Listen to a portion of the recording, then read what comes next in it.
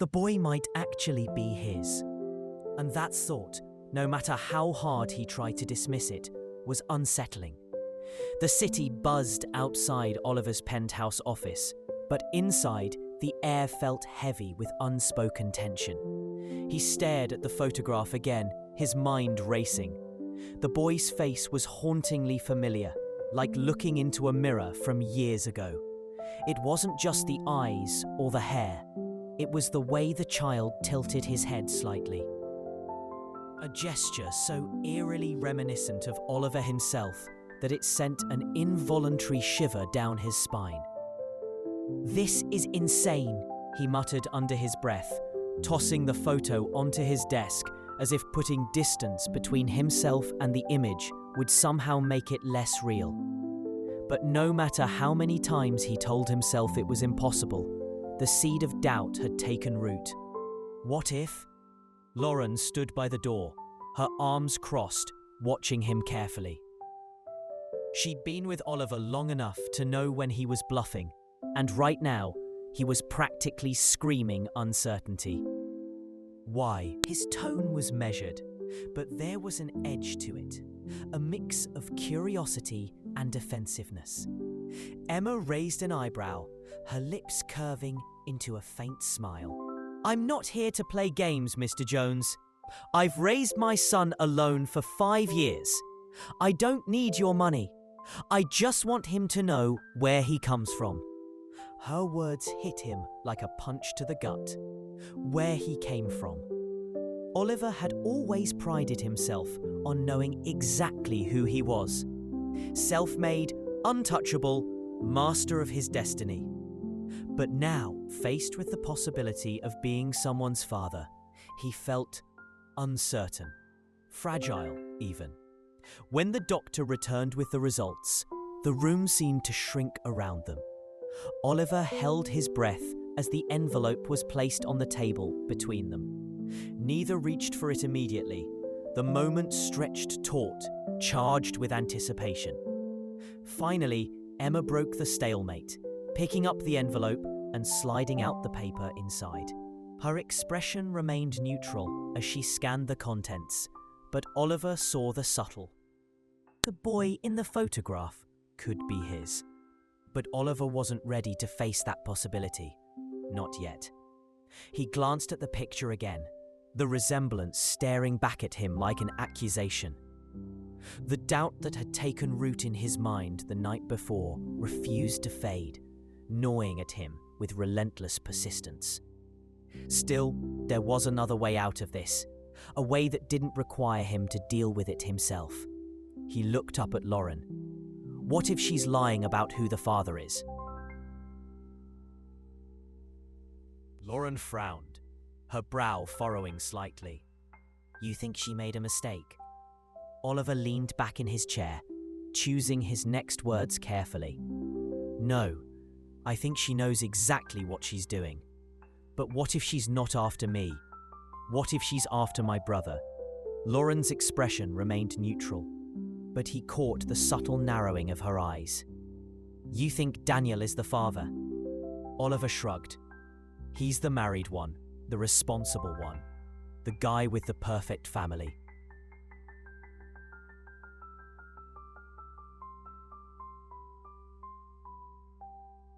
Maybe he had an affair, and she's trying to pin it on. Really look at him. Daniel studied the photograph again, and for a split second, Oliver thought he saw something flicker across his face. Confusion, maybe even doubt. "You ever meet a woman named Emma Carter?" Oliver asked. Daniel blinked, clearly caught off guard. "What? No. She claims the boy is mine, but I don't even remember her. What if she's mistaken? What if he's not yours, but mine?" The accusation hung heavy in the air. Daniel's expression hardened as he dropped the folder onto the desk. "Are you serious right now?" Oliver kept his tone even. "Think about it. You travel for work, just like I do. Maybe you had a lapse in judgment. Maybe..." Daniel slammed his hands on the desk. "I did not cheat on my wife, Oliver."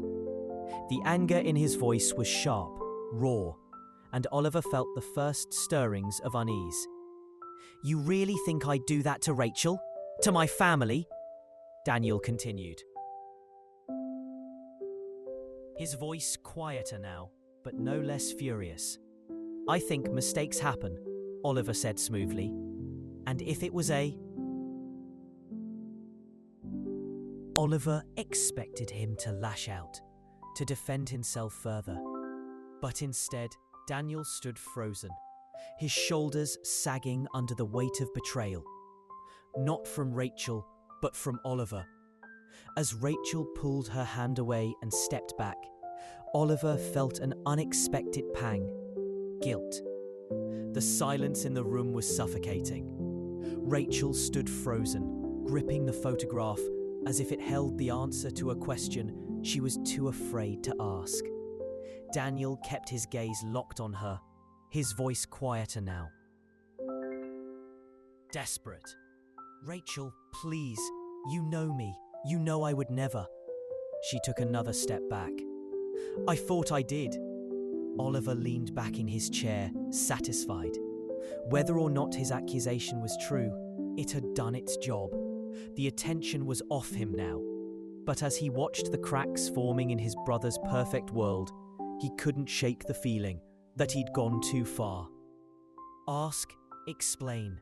The argument had spiraled out of control, each word slicing through the room like a blade.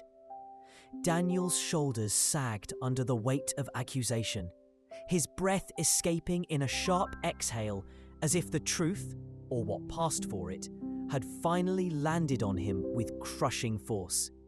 He turned to Oliver, betrayal burning in his eyes. "You did this," Daniel said, his voice trembling with barely contained fury. "You couldn't handle your own mess, so you threw it at me. And now you've ruined my family." Oliver felt his stomach twist, but he shoved the guilt down deep. "I didn't ruin anything," he shot back, his tone clipped and defensive. "I just pointed out the possibility. If you're innocent, prove it." Daniel let out a bitter laugh, shaking his head. "You really think that's how this works? Doubt doesn't need proof. You planted the seed, and now Rachel's going to question every late night, every business trip, every missed call. Even if I take a damn paternity test and prove this kid isn't mine, to..."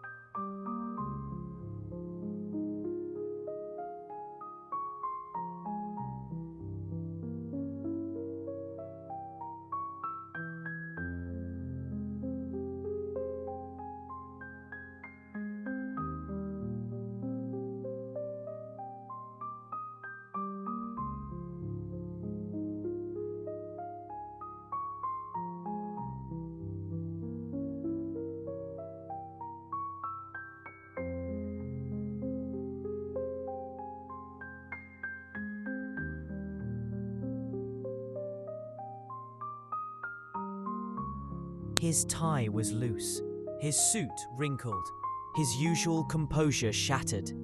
But his eyes burned with anger. "You destroyed my marriage," Daniel said, his voice low but laced with venom. Oliver leaned back in his chair, feigning calm. "Rachel overreacted. She'll come around." Daniel let out a bitter laugh. "You don't get it, do you?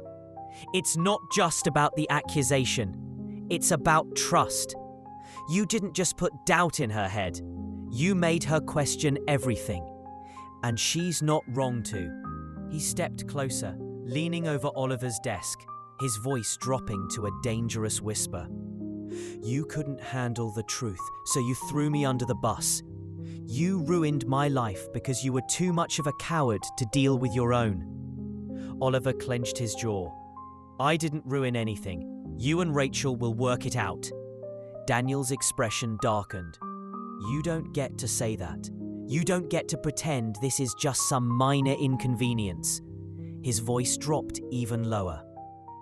Filled with quiet fury. I don't ever want to see.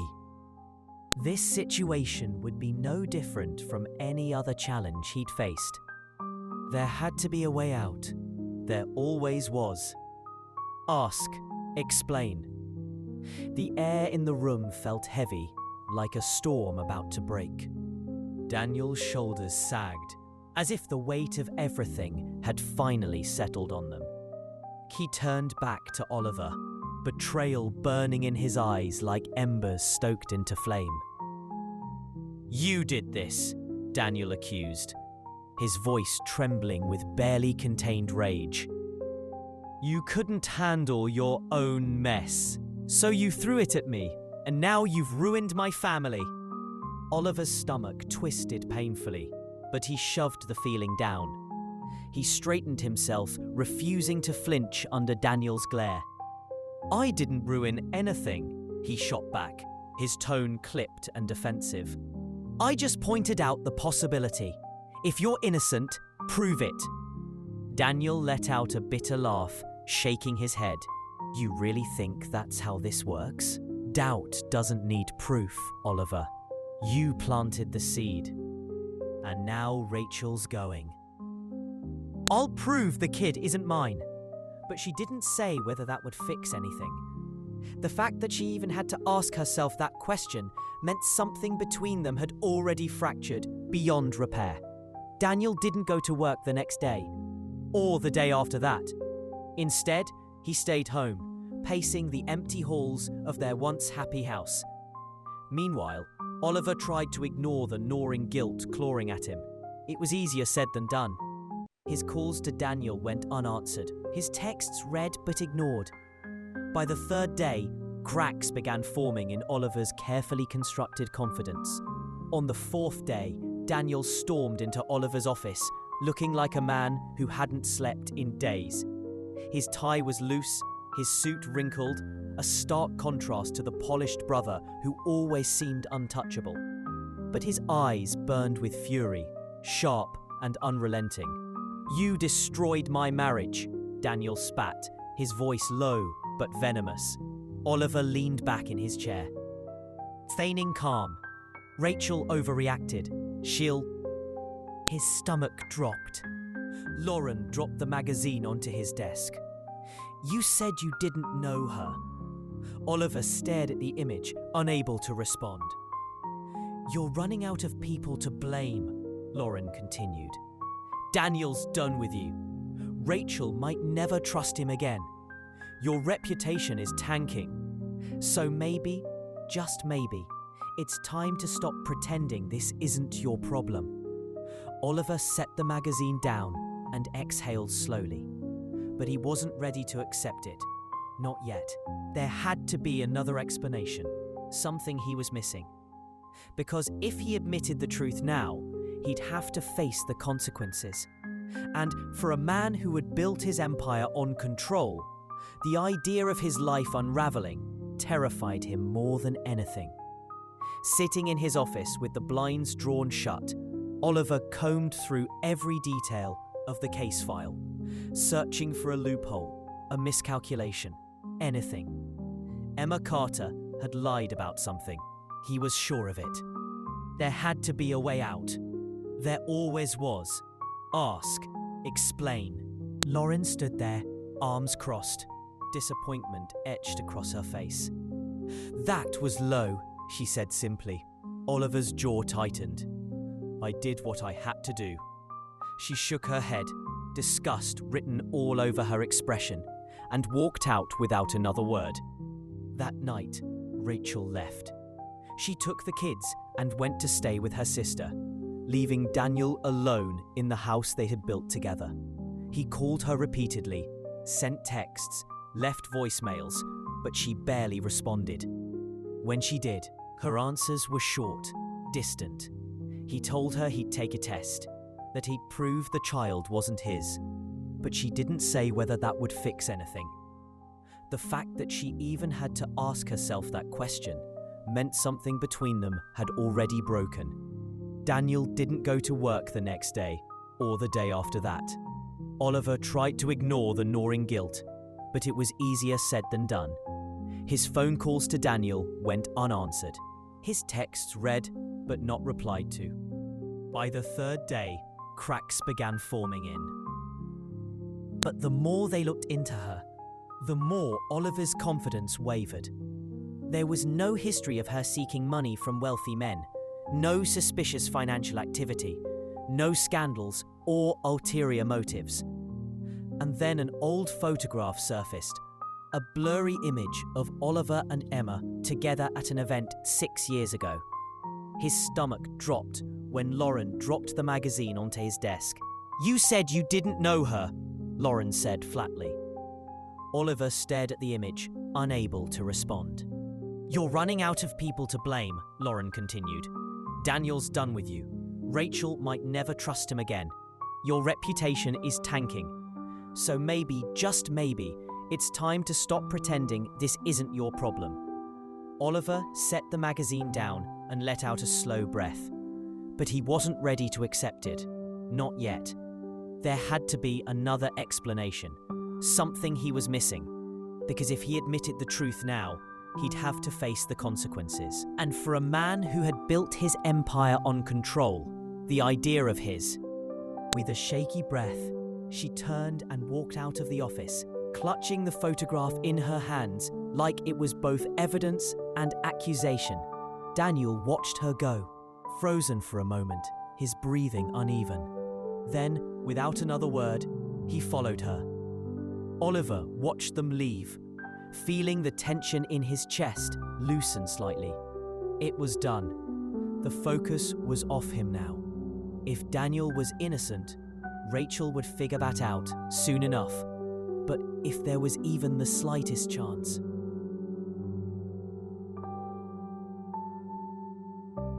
A sharp knock on his desk jolted him from his thoughts. Lauren stood there, arms crossed, disappointment etched into every line of her face. "That was low," she said simply. Oliver's jaw tightened. "I did what I had to do." She shook her head, disgust flickering in her eyes, and walked out without another word. That night, Rachel left. She took the kids and went to stay with her sister, leaving behind the house they had built together, the life they had shared. Daniel called repeatedly, sent texts, left voicemails. "I don't ever want to see you again." Oliver's stomach churned, but he forced himself to meet Daniel's gaze. "You're being dramatic." Daniel let out a humorless chuckle and shook his head. "You're not worth it, Oliver. You never were." Then he turned and walked out, and this time Oliver knew he wouldn't come back. Within days, the media got hold of the lawsuit. Headlines splashed across news sites, questioning the legitimacy of the claim. Some painted Oliver as the victim of a gold digger. Others portrayed him as a reckless billionaire who abandoned his responsibilities. Reporters dug into Emma Carter's past, searching for scandals or ulterior motives. But the more they looked, the more Oliver's confidence wavered. There was no history of Emma seeking money from wealthy men, no suspicious financial activity, no skeletons hidden in her closet. And when an old photograph surfaced, a blurry image of Oliver and Emma together at an event 6 years ago, his stomach dropped. Lauren dropped the appeared on the screen. "You need to figure out what kind of man you want to be." Oliver stared at the message, his jaw tightening. The words felt like a punch to the gut, not because they were cruel, but because they were true. He had spent years perfecting the art of control, manipulating outcomes, burying scandals, and silencing anyone who dared challenge him. But this was different. This wasn't about money or reputation anymore. It was about a child. A little boy named Leo. He leaned back in his chair, running a hand over his face. For weeks, he had convinced himself that Emma Carter was lying, that she was after something, anything, that would justify his relentless pursuit to destroy her credibility. But now, faced with nothing but evidence of her honesty, he couldn't ignore the gnawing feeling in his chest.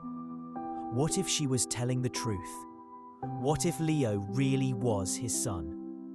The photograph on his desk caught his eye again, the one he'd kept face down for days. Slowly, almost, every instinct screamed at him to fight, to protect himself, to keep control. But deep down, he knew none of those things would fix this. Not really. Because no amount of legal maneuvering or financial leverage could undo the fact that he had a son who had grown up without him. He picked up the photograph again, studying it more closely this time. Leo looked happy, healthy, loved. Emma had done that. She had raised him alone, without asking for anything in return. And here Oliver was, throwing accusations and threats, treating her like an enemy instead of, what? A mother, a woman who deserved respect. His mind flashed back to Matilda's words the night before. You're so obsessed with controlling everything around you that you refuse to consider the possibility that this isn't a battle you can win. Was she right? Had he been fighting the wrong war all along? The weight of it all pressed down on him. Heavier than if you're willing. As he hit send, a strange sense of calm washed over him. There was no going back now. Whatever happened next, he knew one thing for sure. He couldn't keep running from the truth. Not anymore. Ask, explain. The photograph of Leo, the child at the center of the lawsuit, sat face down on Oliver's desk. He couldn't bring himself to look at it directly. Not yet. Every time his eyes drifted toward the image, a storm brewed in his mind, threatening to pull him into dangerous territory. No, he wouldn't entertain the possibility that this woman, Emma Carter, might be telling the truth. Not for a second. His phone buzzed, snapping him out of his thoughts. It was James Whitmore, his lawyer, speaking in his usual clipped tone. Mr. Jones, we've started digging into M. Carter's background. So far, nothing unusual. No financial fraud. No other paternity claims. No questionable bank transactions. Oliver clenched his jaw so tightly it hurt. You're telling me she... We've been married for 3. You know that. Her voice remained steady, almost unnervingly so. That's not what this is about, is it? His chest tightened. What do you mean? Matilda stood, crossing the room to stand in front of him. She crossed her arms, her expression unyielding. I mean, I've been watching you. The way you've handled this whole situation. The way you immediately pointed fingers at Daniel, destroyed his marriage, dragged his name through the mud. All just to protect yourself. And now you're trying to tear this woman apart, hoping you'll find something, anything, that makes her the villain. She tilted her head, her eyes piercing. Tell me, Oliver, what happens if you don't? He met her gaze, his heart pounding in his chest. That won't happen. Matilda sighed, looking away and rubbing her temple. You don't even hear yourself, do you? Oliver slammed his glass onto the counter, harder than he intended. You think I should just roll over and accept this? Let some woman... I never did. I raised my son without you. I'm only here because he deserves the truth, and so do you. He had expected her to crack under pressure, to slip up, to reveal some hidden agenda. Instead, she had sat there, unwavering, while he flailed desperately, grasping at anything to discredit her. And now, for the first time since this nightmare began, doubt wasn't just creeping in, it was suffocating him. His phone buzzed, a text from Matilda. Ask, explain. In a world where uncertainty and turmoil seem to be on the rise, both physically and spiritually, the Virgin Mary's message to the world is one of urgent preparation, love, and hope. Her words, delivered through the visionaries of Medjugorje, are not just a warning, they are a call to action. Through her compassionate and motherly voice, Mary urges us to strengthen our prayer life, deepen our faith, and unite as a community in preparation for the challenges ahead. At the heart of Mary's message is a plea for spiritual readiness. She calls us to return to God, to immerse ourselves in prayer, and to seek refuge in His protection, particularly through the Rosary. This call is not one of fear, but of fortification. Mary, as our mother, is guiding us through this tumultuous period with love, compassion, and the wisdom of someone who sees the bigger picture. She assures us that by deepening our relationship with God, we will find the strength and peace necessary to face the tribulations that are. In a world where uncertainty and turmoil seem to be on the rise, both physically and spiritually, the Virgin Mary's message to the world is one of urgent preparation, love, and hope. Her words, delivered through the visionaries of Medjugorje, are not just a warning, they are a call to action. Through her compassionate and motherly voice, Mary urges us to strengthen our prayer life, deepen our faith, and unite as a community in preparation for the challenges ahead. At the heart of Mary's message is a plea for spiritual readiness. She calls us to return to God, to immerse ourselves in prayer, and to seek refuge in His protection, particularly through the Rosary. This call is not one of fear, but of fortification. Mary, as our mother, is guiding us through this tumultuous period with love, compassion, and the wisdom of someone who sees the bigger picture. She assures us that by deepening our relationship with God, we will find the strength and peace necessary to face the tribulations that are. Greetings, beloved friends. I pray that today is filled with peace and joy for you all. I'm so grateful for your presence here with us on this journey. Please take a moment to watch this video to the end and subscribe to our YouTube channel to stay informed on the latest insights. May you always walk in the warmth of God's light, surrounded by His love and grace every step of the way. Amen. On January 25th, Mirjana, one of the visionaries of Medjugorje, received a profound and urgent message from the Virgin Mary, a message of preparation for the trials that lie ahead. As we delve into this spiritual guidance, let us open our hearts and minds to the wisdom that comes directly from heaven. We ask for the Holy Spirit's enlightenment, humbly inviting the Virgin Mary's powerful intervention in our lives, trusting in her loving and merciful care.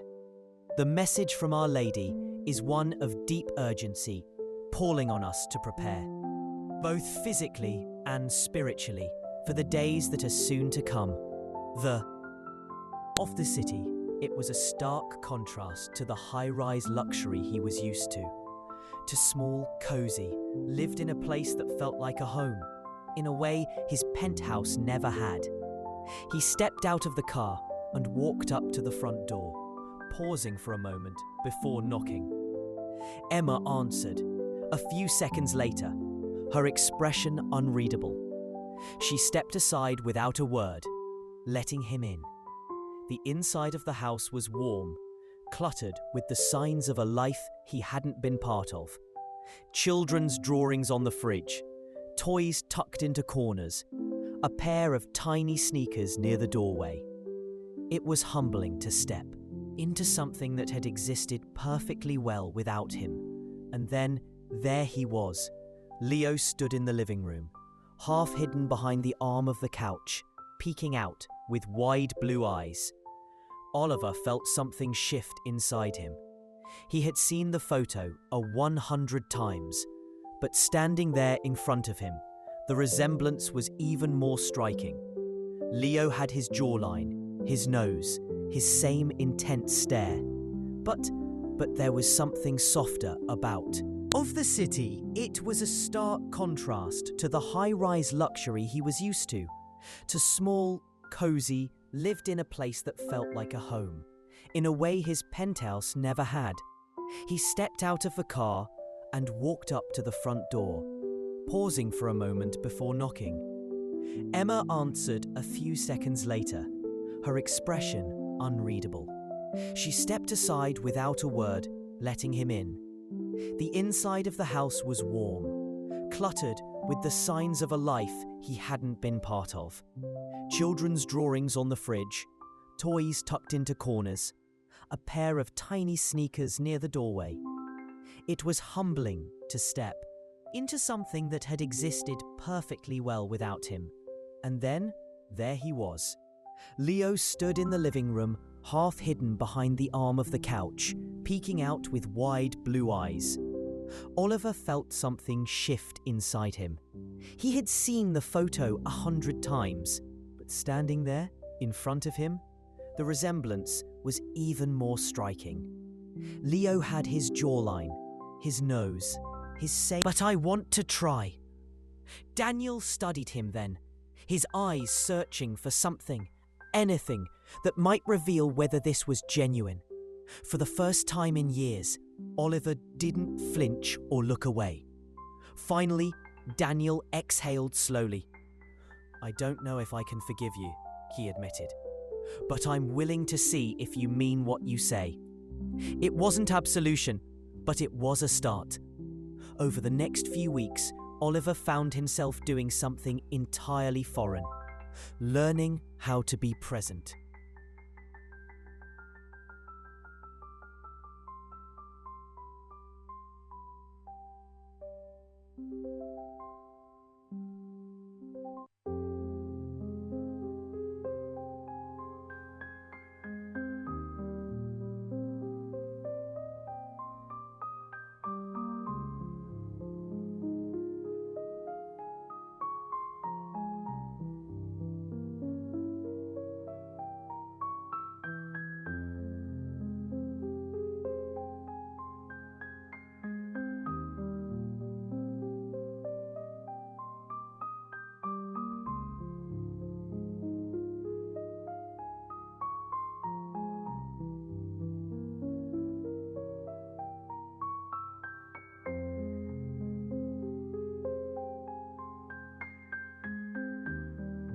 He spent more time with Leo, not because he had to, but because he wanted to. It wasn't about financial support or fulfilling legal obligations anymore.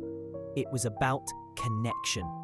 They went to the park, worked on puzzles together, and sat side by side while Leo rattled on endlessly about superheroes and dinosaurs. These moments were small, simple, yet they carried more significance than anything else Oliver had built in his life. Emma, wary at first,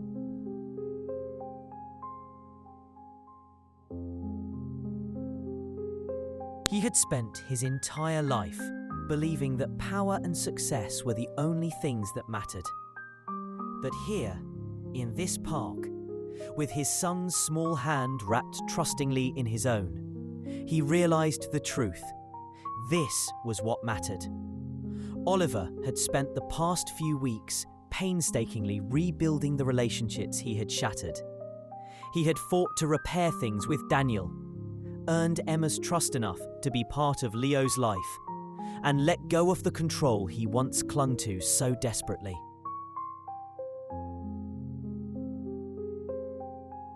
But there was still one person left, the one he had loved the most, the one who had walked away when she saw the man he had become, Matilda. He had told himself he would give her space, that she deserved time to heal from everything he had put her through. But now, standing outside her apartment building, he knew waiting wasn't enough. If he wanted her back, he had to prove to her that he was worth the chance. He knocked twice, stepping back as he heard movement from inside. A few moments later, Matilda opened the door. Emma, wary at first, began to trust that Oliver was serious. She allowed him to take Leo out on his own, giving him space to figure out what it truly meant to be a father without hovering. It wasn't perfect. There were days when Oliver felt utterly out of his depth. But for the first time, he wasn't running from it. One evening, as Oliver sat on a park bench watching Leo chase a butterfly across the grass, a familiar voice cut through the quiet. "You look different." Oliver turned to see Matilda standing there, her arms crossed, her expression inscrutable. He hadn't expected to run into her, though their paths occasionally crossed through mutual friends and events. This, however, was the first time she'd spoken to him in weeks. He studied her carefully. "Different how?" She shrugged.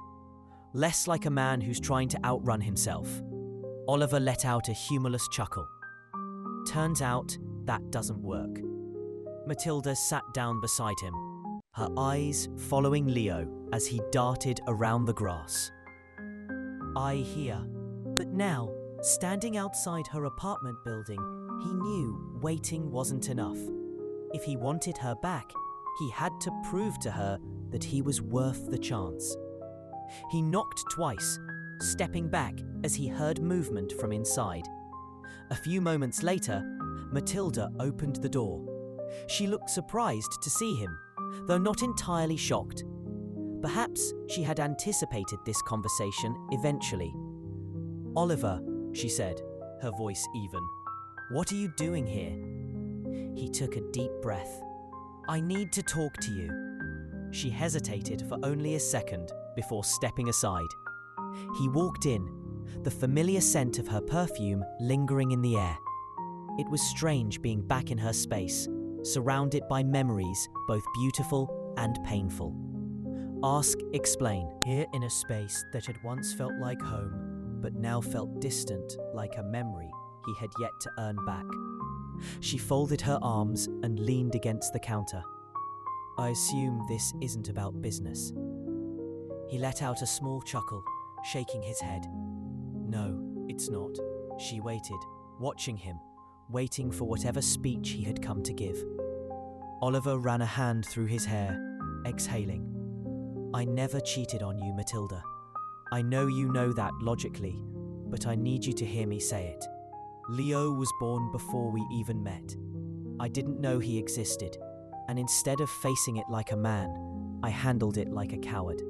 I was so scared of losing control, of having my life thrown into something I couldn't dictate, that I made mistake after mistake, and the worst one was hurting you."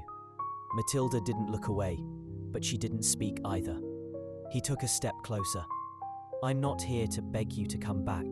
I'm not asking for some grand second chance. I just need you to know that I see it now. I see the damage I caused, and I see the kind of man I was once."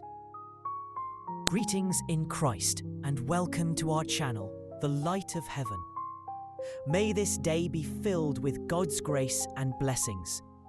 Before dying, it was about building something real, something lasting, a family. Oliver looked around the room, his gaze landing briefly on each face. There was hope in their expressions, tentative but there. And for once, he didn't feel the need to dominate or dictate. Instead, he felt humbled by the possibility of earning back what he'd nearly lost forever. If this story resonated with you, if you found yourself rooting for Oliver despite his flaws, or feeling the quiet strength of those willing to give him another chance, let me know. Your thoughts mean the world to me. If you enjoyed this heartfelt journey, don't forget to leave a like. It helps more than you know. Want more stories that tug at your heartstrings and remind you of the beauty of second chances? Hit that subscribe button and turn on notifications so you never miss an upload. Drop a comment below and share your favorite moment from this tale. I'd love to hear your reactions. Thanks for joining me on this emotional ride, and I'll see you and I'll see you, and I'll see you, and I'll see